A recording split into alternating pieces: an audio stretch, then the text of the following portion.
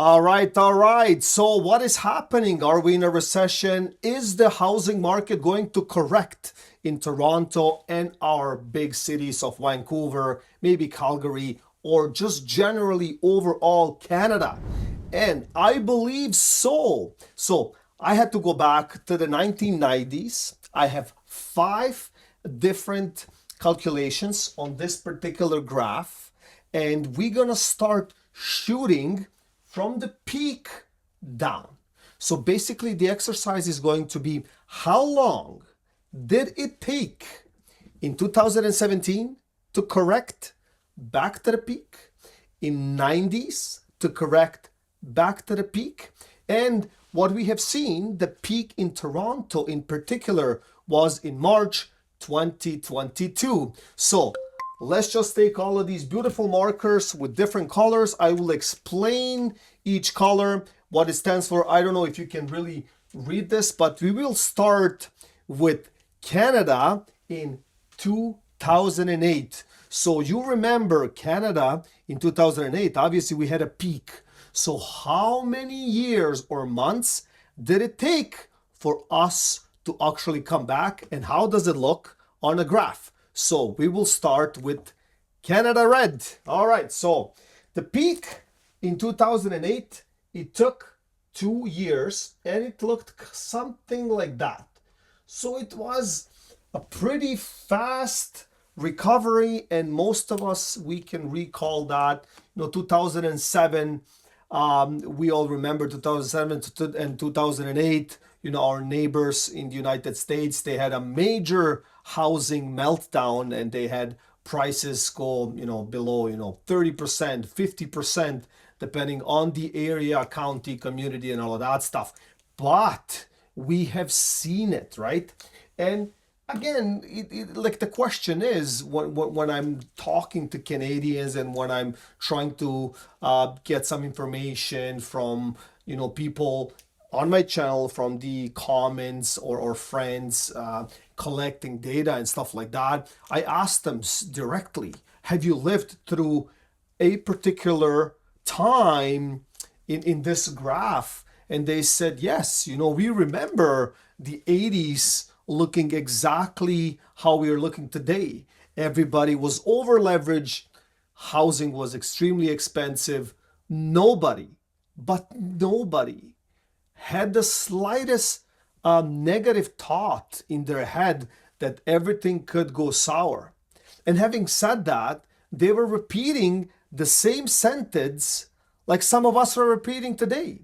And the magical sentence, I should say, is this time it is different and it cannot happen.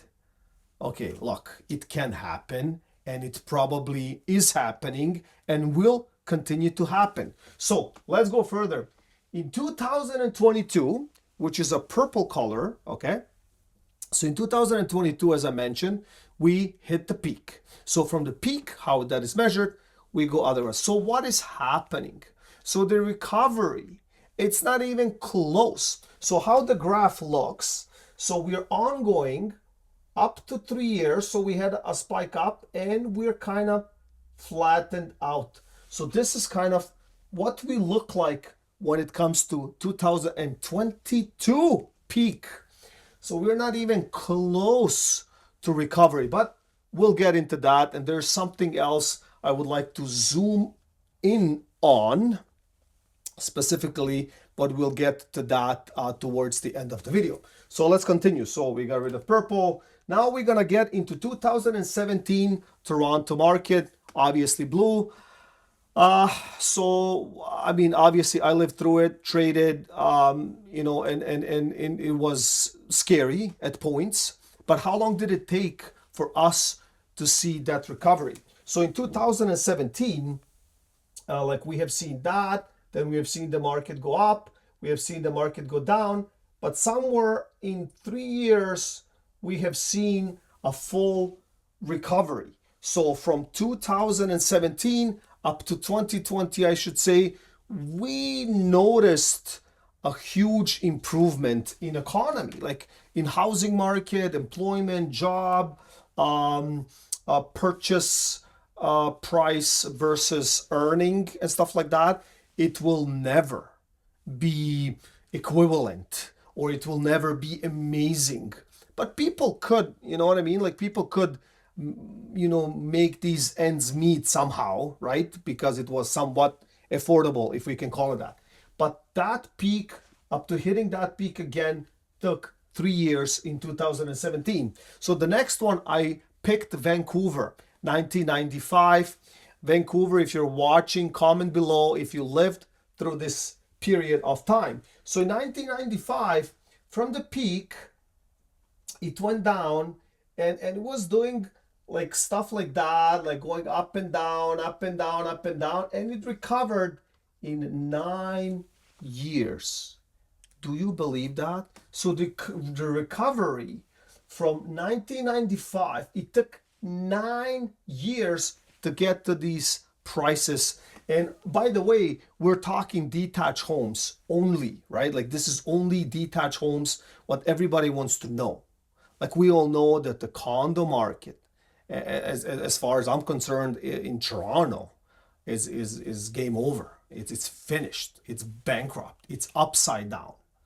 Not for every condo, okay, but these shoebox geared towards investors and all of that stuff, gone, finished. Somebody in on my channel right here commented like they went to an open house and the thing had like under 500 square feet, and it looked like a hallway that had a couple of cabinets in the corner. That's what they feel like, and they still want over $500,000 and whatnot. So not even close to being livable, or no bang for the buck. Let me call it that, right? So that, by the graph, from peak to peak, 1995, almost 9 years. So the recovery, I would say, was around 2004 to 2005 in Vancouver. And now we have the big one that nobody wants to discuss, right? Ontario, 1990, the big hit, right? Like the big chop, like the big what the modern people, or what this society wants to call nonsense. That housing crash, who cares about it? We cannot learn nothing from that because we are smarter today. Yes, we are smarter, so we're gonna even fall more, right? Because I don't think we have learned from that, or maybe there's really no way of really learning it unless we go through these cycles in real estate. But let's just touch on that. So from peak, did kind of the same thing like in Vancouver, but it took 10 years to recover. So in Ontario, from 1990, the peak was like, to hit the peak again to the same price was around the early 2000s. And yes, I believe that. I've looked at numbers, and that's what it is. So now we are stuck in the purple phase right here. We're kind of like flattening out, and we have been already in this game. It says right here, 3 years. 3 years. So 3 years, we didn't hit the peak back. Our situation doesn't look as pretty, my friends, right? The debt ratio is huge. Loans are just everywhere. And we're not only talking housing loans or mortgages and stuff like that. We're talking car loans. We're talking visa loans. We're talking student loans. We're talking life loans. We're talking taxes. We're talking tariffs that might be in effect February 1st of 2025, and how that will look like. We're talking immigration, right? Because all of this stuff, it's mostly driven by immigration, which is fine. Canada has open borders, and we're open-minded, and we like to help, and that's how it should be. But I believe we need the structure, and we need the immigration that will be involved in our economy more, and they will want to be a Canadian, right?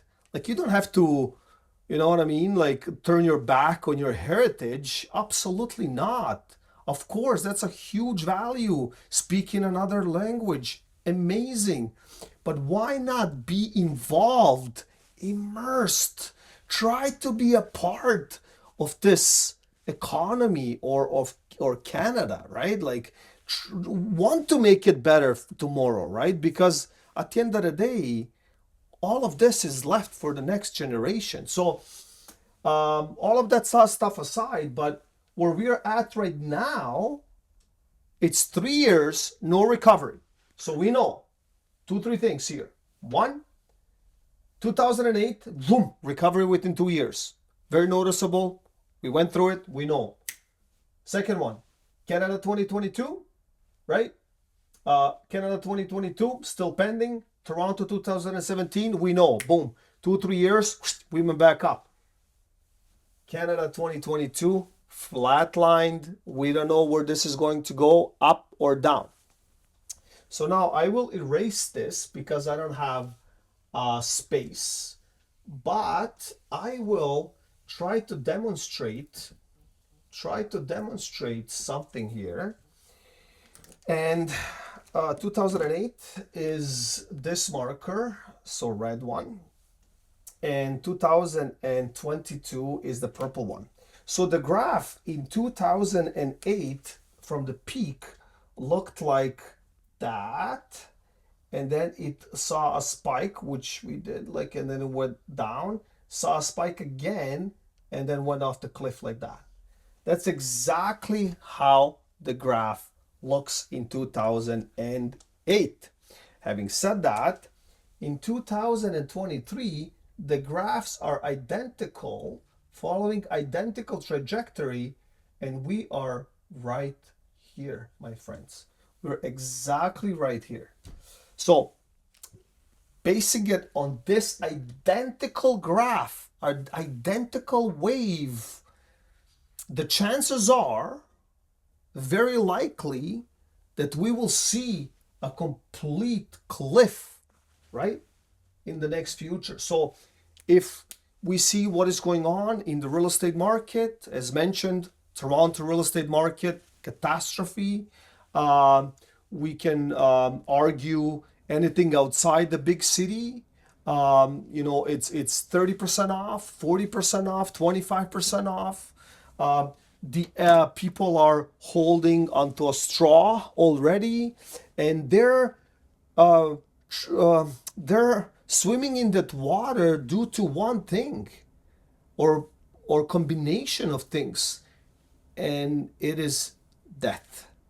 So accumulating line of credits and everything that we have mentioned just to stay afloat and to keep one of their largest investments still in their portfolio. Whether that is a smart thing to do or whether it is a better idea to cut it off and have a fresh start, it's up to you to decide. But I hope you got some value from this content, and if you like more videos like this, please click on the screen, continue watching, and I will see you in the next one.